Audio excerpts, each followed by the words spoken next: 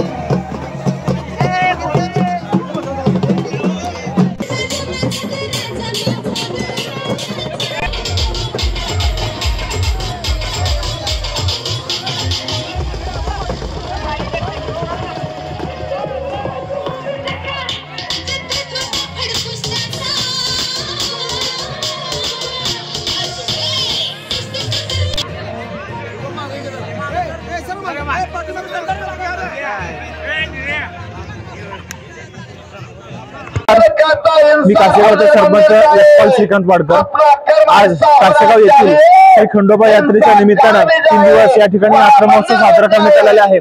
पहिल्या दिवशी आरोग्य शिबिर, दुसऱ्या दिवशी धार्मिक विधी झाल्यानंतर आज शेवटच्या दिवशी निकाली कुस्त्यांचे जंगी मैदान आज या ठिकाणी प्रतिवर्षाप्रमाणे आयोजित केलेले आहे।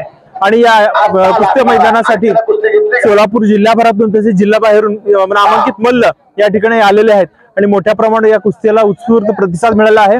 आणि अशाच पद्धतीने दरवर्षी अनेक मल्ल या ठिकाणी हजेरी लावत असतात। या ठिकाणी या कुस्तीच्या माध्यमातून पारंपरिक मल्लविद्येची जोपासना या ठिकाणी कासेगावच्या नगरीच्या नागरिकांच्या वतीने केली जात आहे। तर या ठिकाणी अशा प्रकारे ही यात्रा संपन्न झालेली आहे।